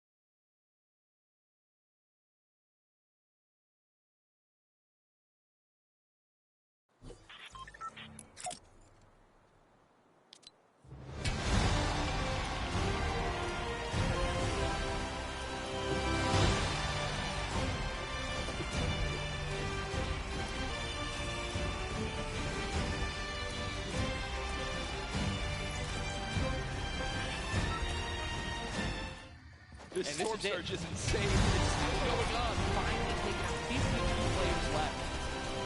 This is where things are about to get serious, guys. Thomas drops some ammo right there for his teammate, Inclusia, and you see Thomas, that epic infantry rifle, one of your favorite weapons, Ninja. What is so good about that assault rifle? It 100% rewards the accurate players, right? There's no bloom necessary. Your marker, your aim is right on their head, boom, you're going to get that headshot. You're going to get 80 points of damage, and there's now the upgraded versions, the Legendary and the Epic, have 10 shots instead of 8. So, I mean, it just packs a punch, man. It can really catch players off guard, and that's exactly what you're going to need when you're playing against these top players who will literally build and protect themselves when they get shot. Folks, there are 45 players left in this very, very small zone. We are now on our 6th storm. You see it's about to begin to move, and players will frantically have to go across the map. Safe and Zap right now discussing exactly what they're doing. Their match looking exactly where they have to go. 44 left in this one. We already got people using shockwave grenades, guys. This is a very far rotation with a second movement circle, so this is actually going to move very quickly. These people are going to potentially get stuck on their launch pads because there's so frequent building. It's going to be nonsense. Who's going to try to take the high ground? Because after this first circle goes, this is where people start to only try to use the high ground. And we know high ground is everything in competitive Fortnite late game. Everyone frantically moving away from the common enemy of everyone, which is that storm circle. Macwood taking zone damage. Daedra as well. King slowly bouncing on through with the Shadow Bomb. And does land. Storm? Yes, but taking no storm damage, just playing right on the edge. Yeah, right on the edge of the zone right now. Will just sit boxed up free from all this. As now 36 players remain stomping the elimination feed. Arkram now goes down as well. You can see the elimination feed on the top left to keep track of your favorite players. There's so much is going on. This is what tunneling is. When you hear players mention tunneling, it's right here. You move with the zone, you tunnel your way in, give yourself cover, but not a lot of materials left. Only 22 builds, and this zone is stacked. But look who's on the high ground. It's Mr. Savage and Benji Fishing. That would be your 2 picks, so good for you. All right, I have to owe you a bet there, man. Off that, all right. Bongo, unfortunately, do still still alive. I mean, listen, people are dying left and right, being eliminated. More Savage, another shotgun grenade. He already had high ground, though. The question is, are you going to try to take it? You know that if you really want the chance to win this, you're going to have to try to take the high ground off him or have a rocket launcher to just take him out of it. He's just so weakened. Mr. Savage just looks up and beams the player out of the air. It's all Benji Fishy and Mr. Savage in the elimination feed right now. 24 players left in this one. But 20 duos. There's almost no duos remaining, Ninja. Right, it's all solos, and this is kind of what's going to happen, man. Mr. Savage goes down. It's up to Benji, and listen, Benji's been in this position before. We know he can handle it. Nitro's still in the game. I just saw him. He looks incredibly healthy, but now taking some storm damage. Benji's just going to try it. Look at the materials. Not a lot left. They're only using their shadow. There's 1 build left. Yep. That's it. That's all he has. He's got 10 total builds. 10 total builds. He's just trying to outlast as many players as possible. Remember these placement points. We've made it into our top 10 duos. Now into our top 8. Zayt and Saf now. Zayt and Saf now on the high ground. This game. One of the few, the only duo left. This has a Zayt and Saf win written all over it. Mitro, Mongrel's duo, was all by himself very early on. Still alive in this one. 40R Storm now getting beamed. Can the North American duo of Zayt and Saf close this out? Raining down fire from up top. You see the frantic builds coming in. Benji Fishy goes down. Mega, Mitro, and Scarlet on the low ground. Shots still coming on in. Zayt and Saf just sitting pretty. Nitro just got a double, I think. 5 limbs, tries to get it done. Not enough. Zayt and Saf, 2 versus 1. Will they take game number 1? Yes, they will. Zayt and Saf had the high ground, and they used it the entire game. Rain fire from above.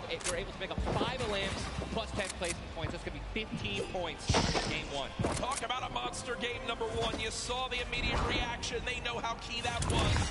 And I've watched so many games of competitive Fortnite, Ninja. They were the only duo left with still like 18 players remaining. When they get the high ground like that, they send 1 player down to get close. Scarlet was already weak, and there's just no shot. In the end, the veteran players of Zayt and Saf take game number 1. And you know, Ninja, that was a big topic of conversation. Players with fan experience, players who've been around the Fortnite competitive scene at these major events for a long time. Will they let the nerves get to them? Guess what? The answer is no. Zayt and Saf take game number 1. They kept their composure. It was absolutely incredible to watch, man. And seriously, these guys have been absolutely dominant in the World Cup qualifiers online. It's fair that they continue to show their dominance here at the Cup stage. Really good performance. You know that their game plan is always last as long as possible. Absolutely. But the fact that they made it through those storm surges, even with them not getting very aggressive, they had 0 limbs down to those final few moments. Mr. Savage and Benji Fisher, we have to talk about them for a second as well. The European young duo, they were on the high ground. It was looking good initially, but players focusing them, the shockwave grenades as well, and they had no healing left. It's unfortunate, man. We have a group full of these players who are literally the best in the world. They know exactly how to win, right? So if they don't have the high ground, they know that whenever there is a moment, that they have to shoot the high ground out with rockets, shockwave grenades. I think that's actually what happened. Some shots up and knocked them off the high ground. Yep. But when you have shield like they now at the end there, incredible first game, and we're only just getting started. Only just getting started. Remember, 6 games being played today in the duos competition, which $15 million will be rewarded. Tomorrow we do it all over again, except for solos. So you want to stay glued to the screen. Here here for the Fortnite World Cup Finals live from New York City. Use the hashtag Fortnite World Cup. Get involved in the conversation. Send to Ninja and I your thoughts after game number 1. Who surprised you? What are you looking forward to in games 2 through 6? For me, other things I noticed, man, you've got to be on your A game. When it comes down to taking note of Red Farm and Storm Surge, those were longer Storm Surges that have lasted than I've ever seen before. I've never seen Storm Surge affect the game so much because they were having a meeting. You know what I mean? Like, and these guys, they're not going to let you hit them. You know what I mean? And if you want to put shots on these guys, it's going to be when they're flying in the air, rotating, which you also expose yourself to a sniper shot. You know, absolutely. High risk, high reward, man, right? Let's see how these guys change. I wonder if the guys who did get hurt a lot by the Storm Surge are going to make changes in this game. Are they going to be a little bit more aggressive, trying to deal some damage as they rotate? That's what I want to know. That's a great way to think of it. I know there were so many people that want to give their thoughts on these games, but over on Unreal Island, we got our very own Sundown with his thoughts on game 1. Thank you so much, Courage and Ninja. In the first match of the duos competition is over in the Victor Royales. Well, experience wins out. We talked about Energy Zate and Ghost Sap and how they've been playing so long together, and that endgame was a prime example of textbook Zate and Sap. We're going to re-roll it one more time. We're going to break down kind of how they were able to keep the control. Now, pay attention right away. You can see on the backside, Sap has one angle while Zate is going forward, and they're moving back over the targets they've already established, but the angles they take make sure they're covering everything. They hear the shots below, putting the fire down there. Scarlet is able to Vitro, but doesn't have enough to get out. Zate and Sap, 5 eliminations, Victory Royale, 15 points, showing that their competitive experience, their experience on stage and at major LAN events is winning out right now. They say nerves, what nerves? We might as well be playing at home on our own stations because they are just that good. Match 1 is over. Time to get back over the stage for match 2. Ninja and Courage, take it away. Thank you very much, Sundown. Great stuff as always there from Unreal Island outside of the venue, enjoying the event themselves. But again, game number 1 in the books. Obviously, so many updates to see exactly where we stack up. This live event is going to be so hectic. So before we hop into game 2, we will have a standings update for you all at home. What do you think's up top of it right now? Well, guess what? It's Sap and Zate, but and Benji, Mr. Savage, man, just incredibly clutch solo moves and plays. Both of our predictions. Both of our predictions, and they're still up there. Guess what? Imagine when they're healthy. And when they actually get some good rotation items, I'd love to see how they're going to play in the late game, man. Placement points so key. You did a great job pointing out Mitro at the end. Not only does he stay alive, not only does he perfectly use his materials and his movement items, but he also finds 5 limbs, putting his team from probably an abysmal game 1 to top 3 in our leaderboards. Again, here are your standings from game number 1. Dubs and Mega, they wind up making it through as well, and that's because of Mega staying alive too. Absolutely, incredibly talented duo, man. So I'm looking forward to seeing what they're going to do. Step it up in this next game. Game 2's about to get on its way, man. Are you ready? I am ready. Ladies and gentlemen, in this sold-out arena, are you guys ready for game number 2? Oh yeah, they are. Oh yeah, they are. 8, 7, 6, 5, 4, 3, 2, 1. The battle bus has launched. Game number 2 of the Fortnite World Cup Duo Finals is underway. Again, I'm just going to keep saying it, the most nerve-wracking part of any competition, but definitely Fortnite for me, is the second you jump off of this. Yep. Right, once you hit the ground, once the players hit the ground, they're going to definitely have hopefully less nerves, going to get back into the flow, back into farming mentality. And man, I'm looking at these llamas on the screen. I'm just hoping to find them. There's nothing greater than finding the new upgraded llamas with 350 mats. Dude, they're early, and they're everywhere. And look, wait, can we look at the map? Look at the north side. You've got 3 llamas in a very small area. Llamas. And players have got better at spotting llamas from very, very far away. I mean, the one thing I tell, I was telling my teammate Matt, tell yourself, hey, we should probably make the llamas as for players who's that adorable pink, purple, and blue llama. And there's one. I mean, look, you're just going to get rewarded with shield. rotation, there's Shadow Bomb Storm, Campfires, Minis. I mean, these are incredibly valuable. And remember, materials get capped at 500 of each type. So when you get 350, it's done its job for you. You can spend much less time looting and, farming, and much more time looting. And look at Zay perfectly using the Shadow Bomb Ninja. For players at home who are wondering how he just used it for way more than the 6 seconds it actually lets you use it for, explain a little bit of steam.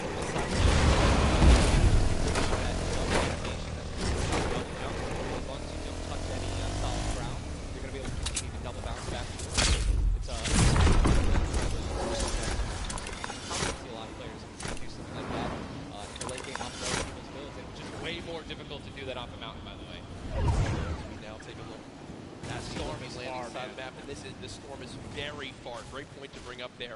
We can see on our side, the zone right now basically gets cut off at Dusty Divot and Neo Tilted, and the rest of the north side of the map are in play. So everyone near the middle and south side will have to move, and you see in the elimination feed very early on, Elevate does get cut down. So a tough start for the duo for 100 Thieves right there, and you've got to wonder if Arkham still alive. The way they're Daedra and M11Z. They have players. Lucky Landing, and they do have a duo nearby. Looks like they're trying to obviously back away while continuing to farm up. Lucky Landing is not really a fair when more than two people land here, one of them is going to be leaving a little bit handicapped. Yuang in a fight right now, popping that last big shield, so all of his damage that he will take from now on will be permanent unless he gets an elimination and gets... Look at how good these stink grenades are right now. Scram and Mexi have lost so much HP off the start. He does come on through. A third party, though, beginning to shoot down on a Yuang. So another player putting their attention towards this fight trying to line of sight at Snobby, but KBB does go down. It's now Yuang all by himself, and no materials left. Ninja can't even take a wall.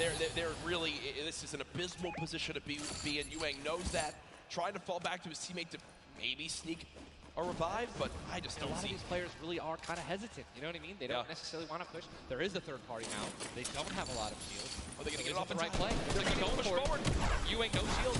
And he's going to get the double. He's going to get the double and the revive on KBB. And there was some delicious shockwave grenades that just slid down the ramp. Yuang takes them down. The 4 builds left. I believe there was some help. The shots that came in from that third team getting nearby, which weakened them at first. Yuang gets the cleanup on the last one right there. What a swing for the duo. Shot does come in onto Keys, though, as another fight going down just outside the desert side of the map. Keys and Slack up against 2. Running out of materials already, and guess what? These guys are at the farthest point of the storm. Yep. So this is not, they can't afford this fight, right? The longer this takes, they're not going to be able to get materials. They're going to be burning all the materials in this fight right now. So they're definitely going to need these elims to make up for it. That was including the knock on Landjock. And Landjock and Punisher went down early last game as well, and it looks like Landjock will suffer the same fate. Upgraded combat shotgun, you know he's going to take that. Punisher trying to make plays here. Still now it is a 2-on-1 situation. Just need to play the numbers advantage. And again, Storm is about to start moving, so they're going to have to make these plays sooner rather than later. No ammunition. Very few builds. And no shield. This spells disaster, and Punisher goes down, and there's the frustration in the player camera right there. Slacks and Keys. 2 quick eliminations. But you mentioned they can't afford to do that. It takes so much time in that fight. They've got to go very far still. Now over to Neo Tilted. Clicks and Skeptic. Got some shield.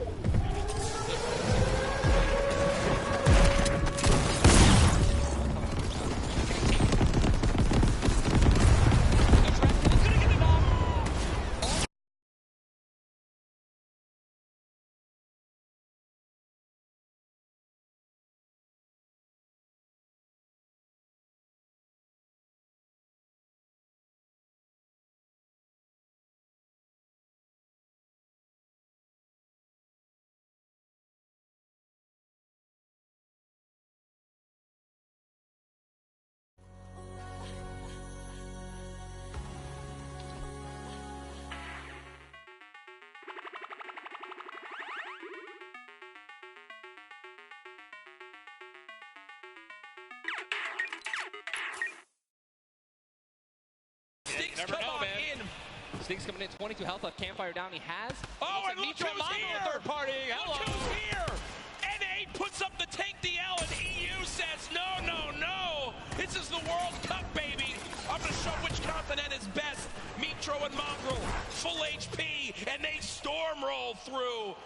Dual limbs for Mitro, Clicks still right players there. down low. Wow, incredible. Let's look at that kit. Gold Scar, Gold Combat, Heavy Shotgun, or I'm sorry, Heavy Sniper Rifle for taking opponents' walls. Look at, they're just healing and bum rushing, and that's gonna be it. And there's no shot right there. Skeptic. You saw, hey, putting on a show. I love it. The man does YouTube for a reason. But then also a fantastic player. I think speaks a little bit too soon. Aiden now on your screen. Does knock one. Hasn't Down. finished elimination yet, so still will gain 50 HP if he can get the full. There it is. Now a 2 versus 1. Aiden and Sean. Look at how weak Sean is, though, Ninja. Sean has absolutely no health. A little bit of shield. Hopefully we're going to drop some minis here. Aiden being the good team that he is. I'm sure he's calling it out right now. But it is also a 2-on-1, and they don't know, we don't know how weak this guy is right now, but if he is weak, they're going to look to try to trade. And there's a double shotgun shot for over 21 white. Players no shield left are going to try to put the pressure on. Sean has health, and look how aggressive they're being. They're both one hit. They could actually trap. They're going for it. They're saying, you know, you would have thrown the trap down by now. And there it is. And look at the take from Aiden. The jump out to the side, and they'll be rewarded with shields, with materials. And look, Aiden actually, there was 2 big shields. Yeah. Aiden's gonna get the full health. That's incredible, man. You see the stats so far this game. Aiden has done 434 damage, has taken 312, and he's near backup to max health. I know Aiden is a crowd favorite here. Every time the camera goes on, there's a big cheer from this sold-out arena. For those of you guys who do not know, the Storm Circle is about to update right now. We just saw our second one, forcing everyone out of the north and east side of the map. And also, guess what? Every single llama was found. Yep. All 5 llamas have been found, so we have some probably high material players right now. A lot of rotation. Oh my god, I can't even. Freaking out, man. You're getting into it. Looks right like a now. lot of people. I love it. Yeah, we're looking around. They're all gone. There's Yep. only one airdrop that's left, which means a lot of players. It's very difficult, man.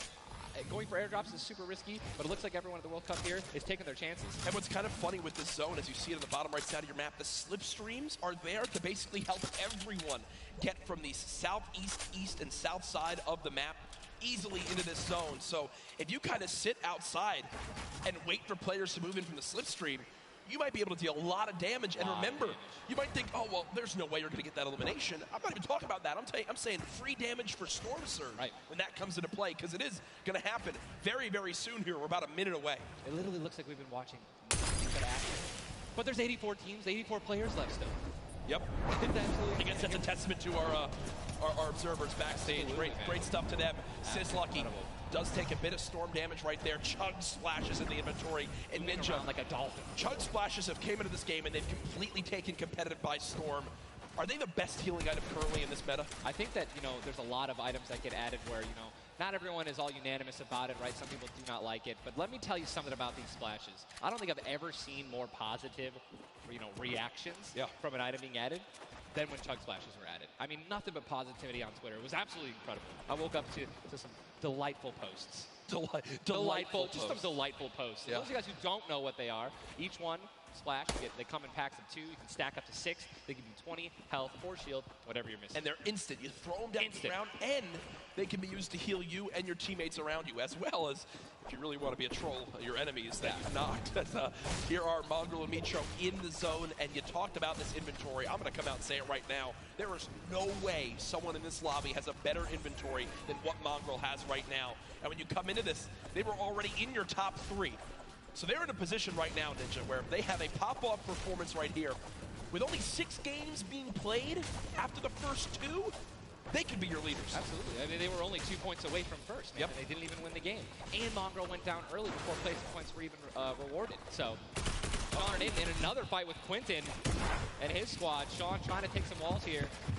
And he's out of light ammo. Out of materials. And That's he's a out big of thing. materials. So he can't even spray right now. The only thing you can do is spray an AR, and that's not really going to be effective against top players if you're actually trying to take walls. Well, the player tried to drop a trap down low to bait Aiden, but Aiden does not fall for it. This seasoned veteran trying to cover his back. Players beginning to spray on through. Stink bombs dropping, and there's one of limb. Another shot comes in. Gets his shield. That's why he went for the thirst. Yep. And grabbed the mats. 365 mats now. He is, or more than that. He's got. Gotta get out of the stinks. They've got to get out of the stinks. So weak. 2 Look at how weak they are. And don't they can get both Sean and Aiden. I think that's exactly what they should. They split up. Now he's trying to take them one by one. He's getting pushed by more than one person. Quick reaction from Aiden, but this looks like it could spell disaster for the duo. Damage dealt 639. He does go down, though the quick edit comes making through. plays. Now it's up to Sean. Can he clutch it? Only 2 HP. Got some minis. Picked up some ammunition now for his minigun. But looks like Spades is just way more healthy. And obviously there's 3 other players who are around him as well. So what's he going to do? Looks like he's going for high ground. Smart play, but he's out of mats. Oh, no, he's got wood. He's got wood. He's good. We both freaked out. Going to put himself in a nice pyramid. For those of you guys who don't know, when a brick or a metal pyramid. Big thing to note. Look at his zone. He has to push. That's it. He has to push. He has 52 health, but the zone is right at his back. He's got to go. Don't even worry about Storm Surge. They're 446 above as well. Has a shot, and he's going to be taken down. I mean, that's just the worst position to be in any competitive game, is being weak, low materials, low health, and being forced to push in. Every time you watch Aiden and whoever he's playing with, they are always the most aggressive, it appears. Yes. If you remember the famous moment, I think for me, arguably one of the most famous moments in Fortnite competitive history was the Nick Merckx and Aiden duo, where they made it into the big bonus about a year ago. Oh my God. And a crowd popped off. Well, they're always scrappy getting into eliminations. Here, the stat popped up for a second. Aiden and Sean had done 680 damage in the game. The average in the lobby was 80. They were 600 above in this lobby already. Unfortunately, though, when you fight that much, there's a higher chance of you going down. Speaking of potential fights, here's Sizlucky and Brush, who we saw earlier on in the last game at Fatal Fields, struggle to stay alive. Now in another tough spot, as they're both low on shields and low on health. Decent rotation items, 2 shadows and launch pad. Again, I always want to keep stressing that, because if you guys have some launch pads, even one shadow can get you into another zone. Right? Which is going to hopefully get you those placement points that you need, or even put you in a position to get some eliminations. But yeah, as you said with Aiden, we mentioned earlier, are people going to change how they're going to play, right? Are they going to do anything different here at the World Cup? And guess what? I'm pretty sure we can say that Aiden's squad is not doing anything different. They're being incredibly aggressive. They're putting the damage down. And unfortunately, there were just too many players who took advantage that they were weak. And that was the top 5 leading into this game. You see it updated again right there on your screen of where the leaderboard is at the moment. Mitro and Mongrel staying alive, in a great spot, holding this pyramid edit. And for people at home who might not know, he's not exposed right there, right, Ninja? He's peeking through his build. Correct. As you guys are peeking through a pyramid, you hit edit on it, you cannot be seen, right? And you can also see through it. It's a very amazing feature. Fortnite Battle Royale. Fortnite Battle Royale, the ultimate Battle Royale experience. Ultimate Battle Royale experience, man. Blue T is in the storm, taking damage, a lot of damage, and he's still going to be rotating. Rogue taking damage as well. Thomas going to have to make some plays. And there goes Road. He actually just got knocked. 66 players remain. And this storm is kind of moving a little bit away from Pleasant Park. But it's once you have a high ground mountain in play, I mean, I'm wondering if it's going to go north. There's 3 high ground mountains in play. And really mixes it up late game. A drone ship that people can wind up going on top of. And those are brilliant to use. Oh, absolutely. If you guys can get up on top of those, guess what? You have ultimate high ground on the map without having to place any mats. Yep. It's incredible. You can't get sniped from above, and you can deal as much damage as you want. Also, it's incredibly difficult to shoot players that are up there. 100%. But it's important to know that after the 5th circle closes in, those air vents will stop working. So if you don't have any rotation to get down, glide or redeploy, anything like that, yikes. That's a massive yikes. So you have to pray that someone puts a launch pad down underneath it somehow. Yep. And go for it. Yeah, just risk it all. Most of these teams will mess that up. Now, we talked about our Game 1 winners, the team that took home the Victory Royale, which is, again, 10 placement points, the max you can get for placement in these games. It was Zayt and Saf, and they're currently set on up in this zone for the moment. Did they just get the zone as well? Are they the yellow team in the minimap? I mean, they're close enough for sure. I can see. I think, no, they got to rotate a little bit, but look, they got 4 shockwave grenades. Yep. And they'll be all right. They'll be able to make it happen. Airwax and Peacock, man. Here we go. They have to rotate the farthest. Look how many stack players are on this side of the lobby right now, and they're all going to have to move very soon. Yeah. Arkram and Falconer have a tough rotation ahead. Slacks and Keys. Watch them fight a little bit earlier on against Landjock and to pop Punisher. those heals till his teammate comes in. Yep. No, he missed one. Did miss. No, teammate's full. Teammate's full. Don't Okay, worry. it doesn't matter. Geez. Teammate's full. I was playing with Myth the other day, and he was using a lot of chug splashes without me, so I'm really sensitive on it. We'll really sensitive. We'll let you and Myth handle that one. As again, it seems like some tension there, but we continue to move on in this fight. This is game 2 of 6, folks. The matches will be going on throughout the day. 62 players left in this one, 35 duos. And You see Arkram and Falconer. It looks like they did a duo shockwave to try to fly across the map together. Good teamwork. As the frantic rotation begins to move on in, more Storm Surge will soon begin to come into play as well. Jack, I have a question for you, man. Yes. Once these circles start closing in so small, what do you think is the play? To rotate in right away once it's revealed if you're far out, or to wait and be the last team? For me, it completely comes down to what you have left, what you have in your inventory, where you are at, the leaderboards as well. If I'm in a position where I know I need to make some ground up on the leaderboards, I want to rotate early and try to begin to spray back on the opponents to get some free eliminations. Yes. If you get the zone on you, you begin to just build on up and get that height so you can spray on down as well. In this one, though, again, all comes down to rotation. If you have, I think you play late and hope someone else drops a launch pad near you and use that community pad to your advantage. Yeah, we're looking over here at Ewing, 3 eliminations, sitting here with some very good materials, and definitely a very delicious loadout. Anyone with a heavy sniper and a blue SMG in a combat. And remember, he started the game at Snobby Shores with that clutch when KBB did go down, so they're still in this one.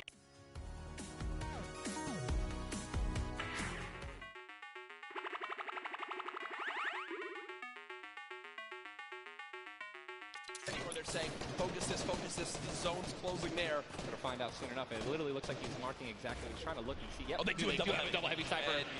Ninja called it. The man knows. They see one. And you guys saw the pyramid. It's exactly what Jack talked about earlier. You need 2 walls, 2 layers protecting you from one of those walls so that double sniper will not take you down. Put it, and this zone, Ninja, it just moved over a mountain, man. It just moved onto the side of the mountain, so high ground will be in play, but at the same time, Ninja, bad a position for the low ground players. Here's a look at Mongrel and Mitro. Remember, Mongrel did go down early on in the last game. Very quickly, they're far above this Storm Surge, so they're good for the moment, and there's the replenish from his teammate in Mitro. 64 total builds left. Always see them doing this. They always split half and half match with one another, and then they go and collect the others, and it's just a perfect way of making sure that you guys have equal material. Look at how weak Sap is. Sap just sneaking up through with that Shadow Bomb. The spray coming in from Mongrel. Stink Bomb is hit as well. Everyone focusing these players on the outside. They've got the minigun firing too. The lobby now picking up quick as we move into our pit zone. The storm is closing in, and that's going to be forcing everyone to get into where the safe zone is right now. It is moving in towards Pleasant Park. Guys, this is absolutely insane. 51 players still remain, by the way, in a circle this small. They're just trying to get as many limbs possible as people are rotating in. Mitro on the bottom right of your screen with that minigun has 631 bullets. Just sprayed down with Mongrel in a fight. Gets one player weak, but does have to back up. Didn't get the clutch. Someone else stole the kill from him. Mitro gets chucked as well. Still have a launch pad, but again, when you're in a situation like this, low ground, they're getting sprayed with nothing but grenade launcher shots and prep. Be eliminated, and Mongrel also, Airwax just went down as well. And you see Cease in the elimination feed. Does look like, remember early on, Elevate did go down. There's loot looks so delicious. They go for it. Zane Sap, do they do it? Do you go for it? There's a launch pad there and so many materials. This is game-changing loot right now. They've got the builds to go for it if they want. They're gonna do it. They're gonna make the play. A gold combat shotgun too, man. Zane and Sap uncontested. That's one of those risk versus reward plays that can help set them up for 2 victory royales in a row. Mongrel and Mitro's loot too, man. Oh, that was making a statement. And we know that was juicy loot. They're making a statement saying, listen, we're from NA, we're here to play. Taking out the Evil, they didn't know they took them out, but they're definitely taking their loot. Yeah, for sure, as they are still above this. Still great rotation items too. They both each have a launch pad, both have 2 shotgun grenades, and they're gonna go. He didn't get it though, they try to get both at the same time. Gonna be flying, and this is it, another massive rotation going to be taken to the center of Pleasant Park. They're 167 damage above the threshold, so they're... Are they going to keep mid-ground, go for low ground, high ground?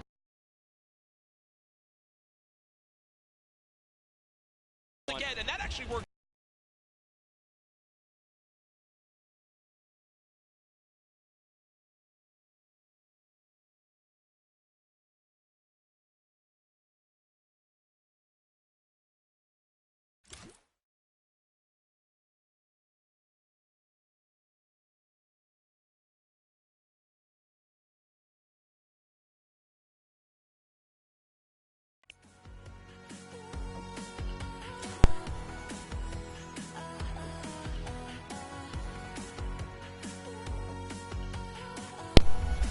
sorry guys, I got asked to end the year.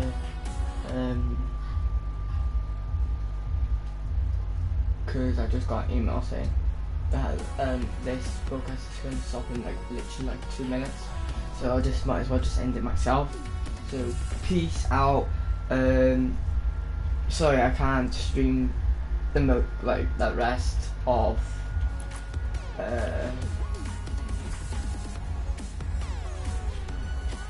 the rest of it. I hope you have a good time, rest of the time. You can watch it on their Twitch, on Fortnite.com/watch, and their Facebook, or you can just search up Fortnite World Cup, or just search up Fortnite and wherever it will come up. Okay, you can watch other people's streams, wherever, but peace.